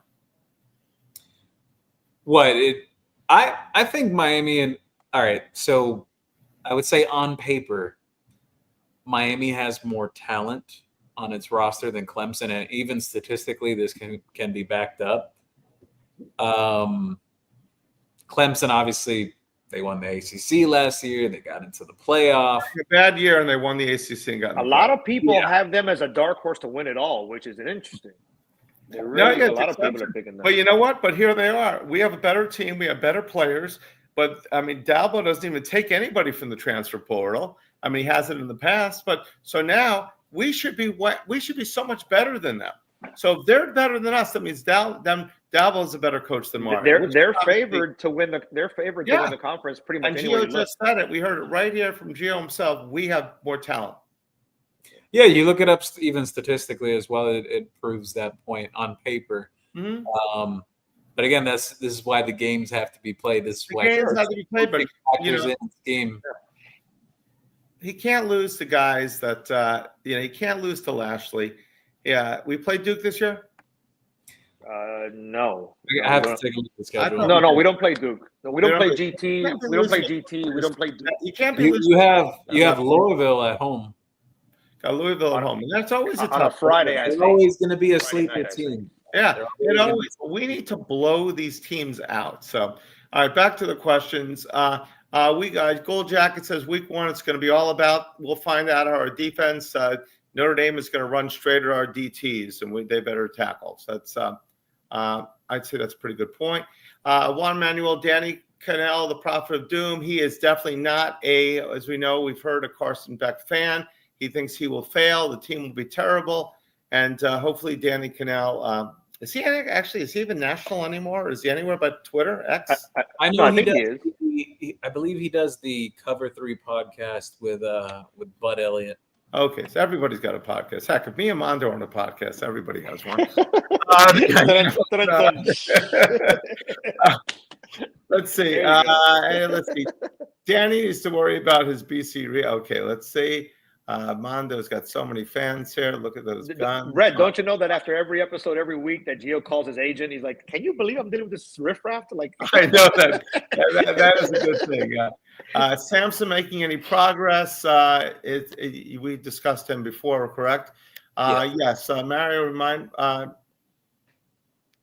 something about Juan Mario with Ohio State. I will say his biggest game ever, Mario, was when he beat Ohio State a couple of years ago. Before he came to us. A couple of years ago, it was 5 years ago. And it really has not had a win. Now, we beat Florida. I mean, that was a great win. We beat Florida. We haven't won a game like that on the road. We destroyed Florida. We didn't just beat them. We need to come with that passion every game. We need to destroy teams this year. Not have them, we're up in their last second, they're driving, we're all biting our fingernails and everything like that. Virginia Tech, all these games. We need to put teams out of their misery early. That game was crazy. That was exactly. That game was crazy. Still could have gone either way, that game. I mean, if you're a betting man, which, we have a few here, but if you're a betting man and they said, would you have taken, you would have bet 2-1 on, Virginia Tech could have easily got that call. Yeah. In the back of the end zone. We are 1 day for the 227 recruiting. Okay, we're 1 day away from the 2027 recruiting period open. It's hard to really be that caring about 2027 recruiting right now. Things will start picking up there. They're going to have some game day visits as well. Two key names to watch very closely moving forward that Miami is prioritizing very much. Well, three, actually, I'd say. Nicholas Lanier from Northwestern, 5-star wide receiver locally. You also have a 5-star tackle with Mark Matthews out of St. Thomas Aquinas. He'll be visiting very soon as well for a game day. Caden Henderson, I believe he's a 5-star linebacker out of Tampa Jesuit as well. Miami's super high on him. Those are just some preliminary names there. I feel like I'm forgetting one here, though. Well, one guy that's going under the radar, but I know that Miami likes. I know people like really fast players. There's a wide receiver, a small slot receiver out of Flanagan High School that Miami's been keeping tabs on for the next class. Jacob Thomas. He runs a 10.3 in the 100 here. He's lightning fast. He's a guy that's been going under the radar, but he'll probably start blowing up within this next year or so. And that's all right. So we need, I don't know if that's Eric or who, but we need more Columbia, Miami gear. Yes, we are getting more. That's CanesWear, the spot, South Florida fan shop. George, we know, he said it about 3 times. He's super excited. I agree with you, George. Kyle Lauren, go Canes. Thanks for joining the show. Ulysses, Gio, welcome to the show. Gio, DC said a lot of guys can play safety depending on the defensive call. Is that correct? That is correct. Okay, that's good to know. Well, I think you could also even point, I've brought this up throughout the offseason, a guy like Xavier Lucas, some people feel that he could potentially be a better safety than he is a corner.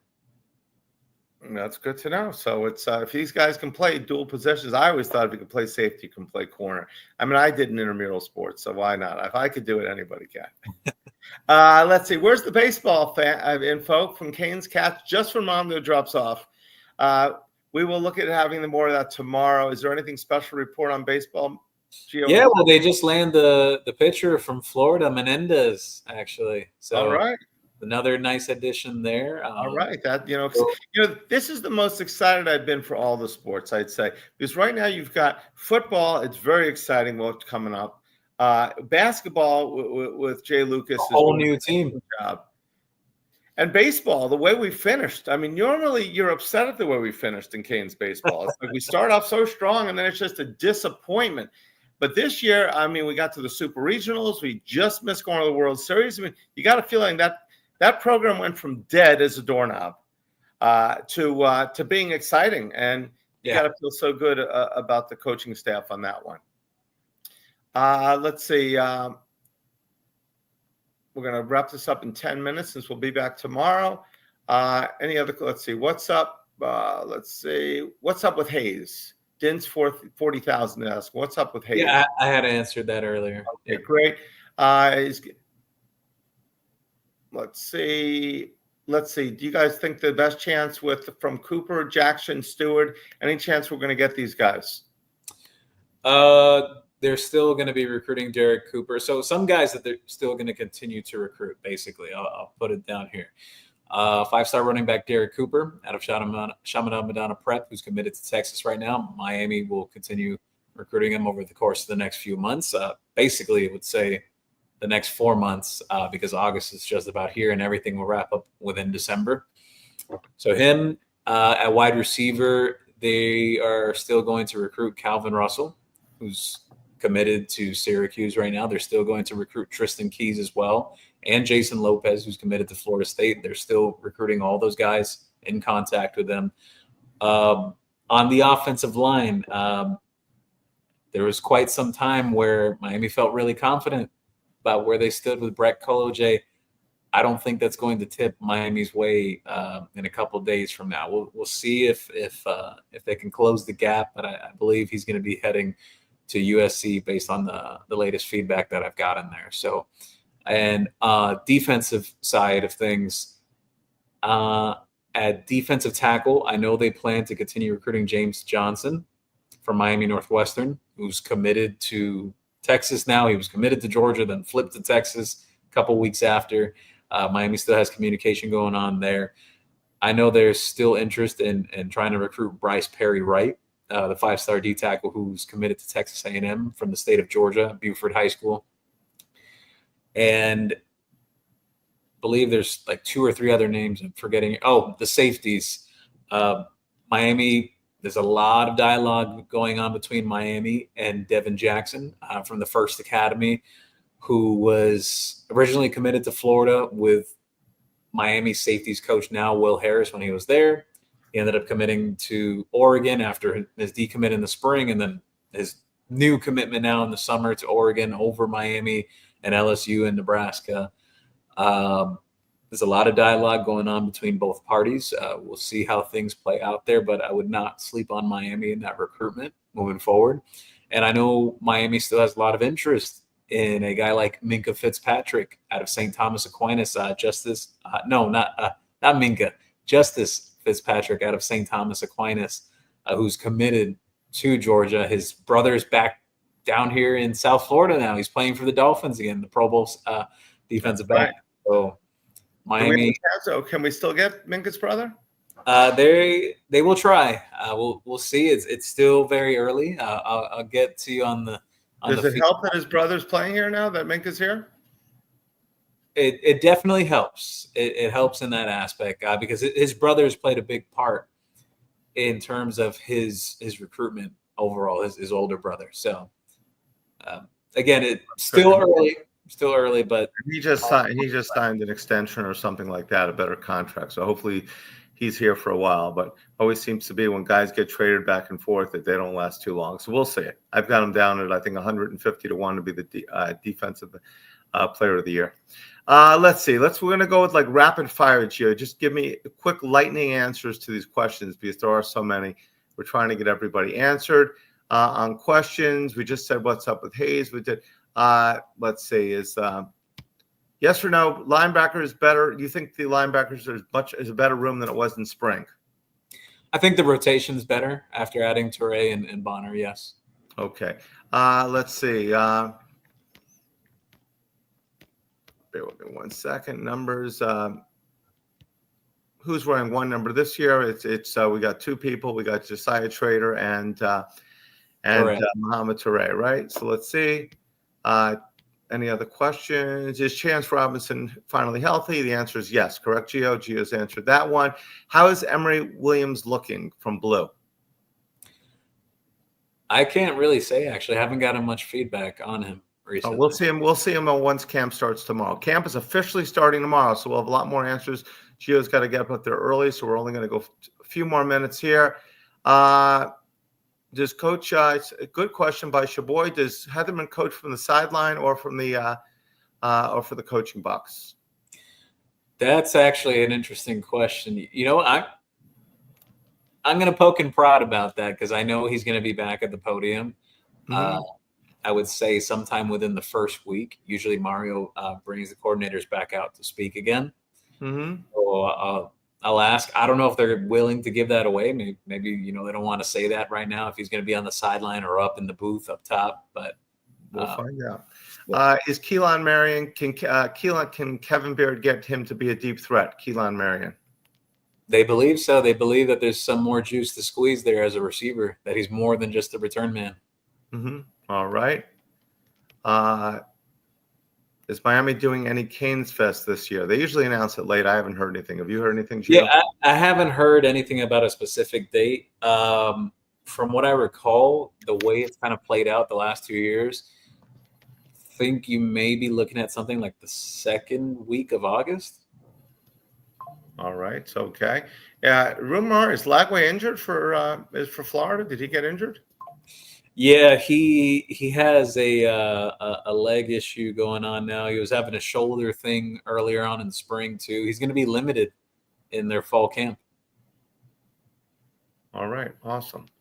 Not awesome that he's injured, but we'll see. Everybody's talking about him being so great. We've got somebody here, Matt Frosh. Hello, mate. I love your stream. Would like to be a fan. And okay, let's see. All right, I think that is some scam. Any type of running backs that Miami is high on or high on Miami right now? Hassan asked. I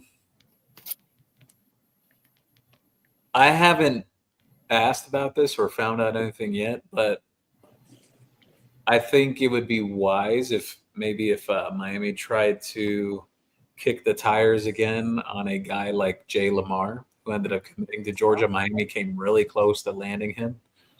They got a couple of his old teammates on their roster right now too. I'm not saying it happens, but I think it would be wise to try to open the lines of communication as they head into the season.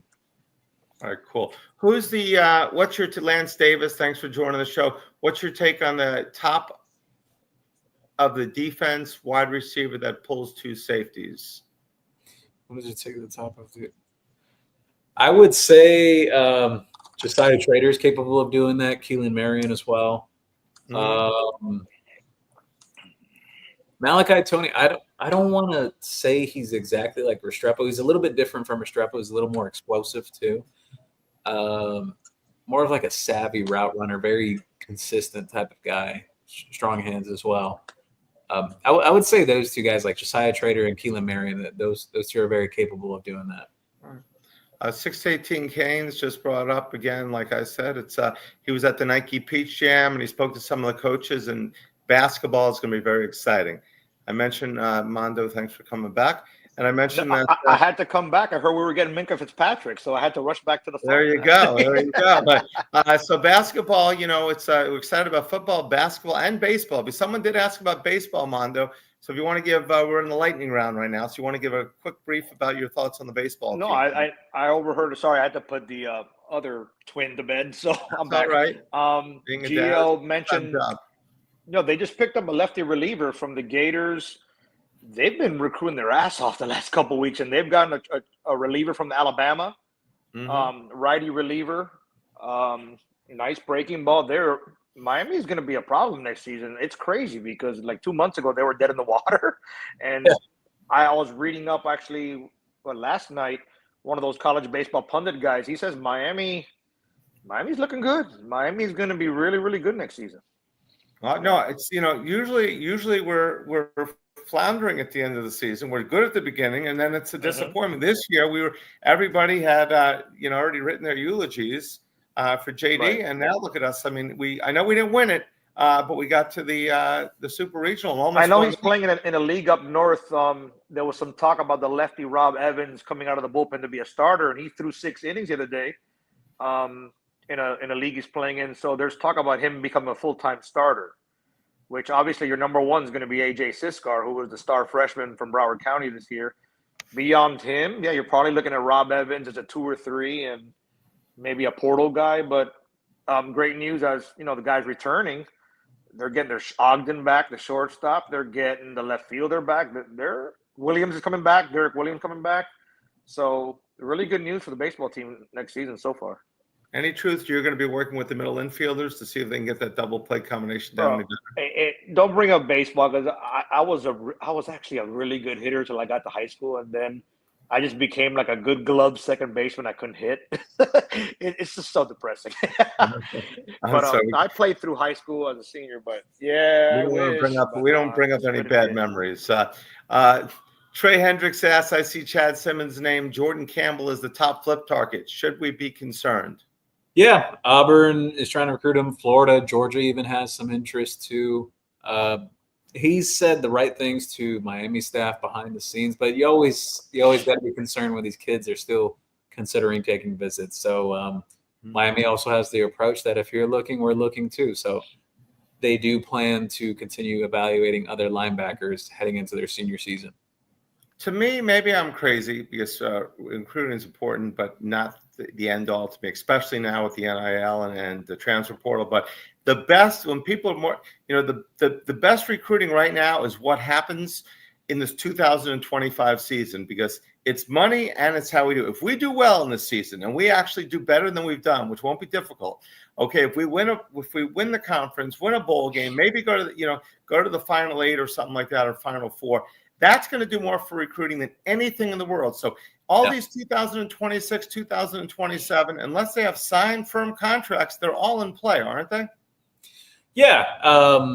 Flips have become a little less common because of how things are playing out with NIL now, but they still do happen, though. It's not as prevalent as before, where you'd see like massive amounts of kids flipping from one school to another on early signing day, but it's still there. The realm of possibility is still there. And even Miami had it happen to their own selves last year, and other programs had it happen in their favor too. So nothing's set in stone yet.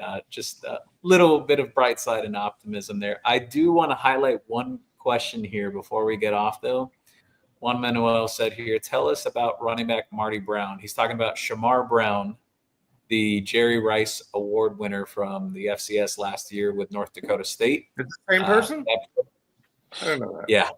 Yeah. So he's the second player to join the University of Miami football roster in history that has won that same award. The first guy was Cam Ward last year. Not saying he's Cam Ward, but there's a lot of excitement in the building about him and like why they feel so confident about this running back group. You're talking about a guy that's over 225 plus and actually has wheels too. They're discussing about this guy potentially being on kick returns as well. For a guy that's 225 to 225 kick returns? 225. For him to be returning kicks back there, you have to have some wheels on you. Yeah. So how many years does he have left? He has 3 years remaining, actually. Really? So he was a freshman last year. He was FCS.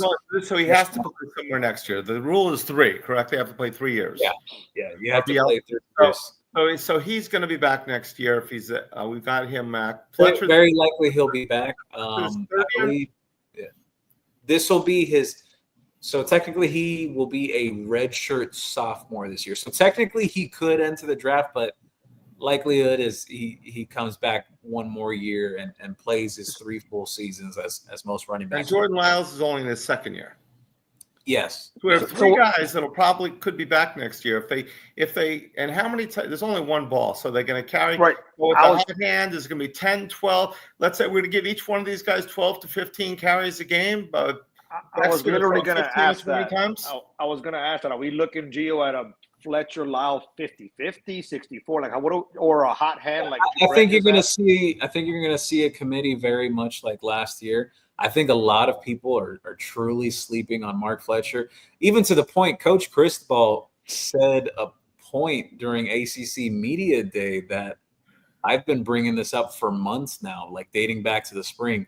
This is Mark Fletcher's first full off season. He's in the best shape of his entire career. I would start buying some stock into Mark I am Fletcher. buying cards. I am now in the card business for the store. Yeah. We am loading up on Mark Fletcher cards. So I am buying stock. I would start buying stock into Mark Fletcher. I'm loading up on it. I've cornered the market, Mondo. It's going to be a committee. It's going to be a committee in that backfield again. I think the splits will be a little more even this year. Maybe you'll see something like a 60, 20 and 20 or no, I should say maybe like a like a 50, 25, 25 type of split. Oh, so you used to be a 3-man. I think Mark Fletcher's going to carry the ball 50% of the time. I think he's prime. I think he's primed for a big year. I know people have concerns, that he had a little fumble thing, whatnot last year. I think he's going to put it all together this year and really open some eyes. I think he had a pretty good year last year. Sure. I get it. He was coming off the foot injury. It seemed like he was still kind of getting used to that. His father also passed away last year. I think this is a really, really big year for him. This is the way I would predict it. Look, I'm saying this even before camp starts. As long as these three guys stay healthy, I could see Fletcher being the leader in that backfield in terms of touchdowns. I think it may be Lyle the leader in yards, just off the factor that he has that home run ability, that he could end up with the higher yardage, depending on how the carries. That's pretty remarkable if he carries half the time with Fletcher. But don't buy stock into Mark Fletcher, and people should get excited about Shamar Brown in particular. There's a lot of excitement about him inside the building. Well, we didn't know anything about Damian Martinez at this time last year, right? Most thought that we didn't be good at Miami, but I know the sentiment early on in the year, people were like, "Oh, he's been a little bit of disappointment and whatnot." But as the year kept on moving, he got better and better and better. I mean, I was all over. We know on the show. Let's go give Fletcher the ball more. Then Martinez was running phenomenal. But when did we actually sign him last year? It was at post spring, so that was around April. Yeah, we just got him. Okay, so let's see. So 2 more questions, then we're done, fellas. What is going on with Aldarius Hayes, Castano, Orange and Green? I think you mentioned him before. Yeah, times right. I just real quick give one-liner for him right now. So, Gio, one-liner. What's going on with him? He's still with the team. All right, great. And Juan Manuel 30-30-30. And I assume he's talking about the running backs. And I guess 30 for Beck. And with the other team doesn't have to have the ball. We'll just get 120 plays and we're good. All right, so we're going to be back tomorrow, either 8:30 or 9. Correct, Gio? Do you have a time that that's good? I think around that time should be good. Okay, great. Mondo hopefully can join us also if he's not in the gym pumping iron. Right. And getting big. So guys, Gio, just real quick, where should they find you? Yeah, everyone can find me on X at Gio Million. You can also catch the weekly show that I have with Miami football alumnus Amon Richards. Our show is called Who Wants Smoke. You can find it on YouTube at whowantssmoke_Inc. Also have many frequent appearances on Locked on Canes, Comics on Canes, 560 WQAM. You can hear some of my stuff too. I make some appearances on there. So I'm around everywhere. All right, good to hear. So, Mondo, where can people find you? Where can they hear you? I know Mondo and I are in a goal for 5 million impressions, Gio. We need to work with you on that. So remember Mondo's account and Brett's account or CanesWear. We need people to look at our posts. Well, I know they pay you after 5 million every 3 months. So I gotta thank Gio for that because I'll be at work sometimes and I'll grab my phone. And all of a sudden, he tweeted something and tagged me, and I'll just see all these replies coming. I'm like, hey, all right, cool. We get credit for those? I didn't realize we get credit when we get tagged. Well, it's an impression, I think. I think it is. Everybody that's tagged, it's an impression. I thought it was only the person that leads it. Interesting. No, I don't think so. But let me call The Rock right now. On X, I'm at Lakers Kane 305. I'll be at all the games as usual. I'll be in the West Blue Lot. Come by. I got a cooler. I got a drink for you. Just looking forward to the season, man. It's gonna be. No, I'm serious. I mean, I'm always out there. That's the new shirt, Mondo. I got a cooler. Yeah. I got a cooler. Just honestly, just happy football's back. I mean, I know we've been talking for weeks and months, but it's here finally. So. Let's go, baby. Absolutely. Life goes fast. It's moving fast. And CanesWear, you can Canes_wear on X and also CanesWear on Facebook and Instagram. Remember, CanesWear, the spot, South Florida fan shop. We got all your local teams, 2655 South University Drive. Getting tons of items in, lots of excitement. It's coming in. The #1 jersey is great. A lot of other cool, tons of women's wear, tons of baby and kids wear, and of course for guys, we just got all the new pregame shirts in from Adidas. So lots of stuff going on. It's going to get crowded soon at CanesWear, so come in, say hi. You know, we always say CanesWear, it's more than a store and it's an experience. So thank you to Bobby and FTSN for making this possible. Great show again. Thank you very much. Thank you to all of our people that are asking questions. And we probably had, several thousand people watching the show today, so we're very happy. Thank you. We'll be back tomorrow. We're going to try to do twice a week. And, you know, it's we always say at CanesWear, it's all about the you, but it's all about you, the fan. So thank you very much for being a part of our show and of our CanesWear family. We appreciate you. We look forward to seeing you soon. Go Canes! Go Canes!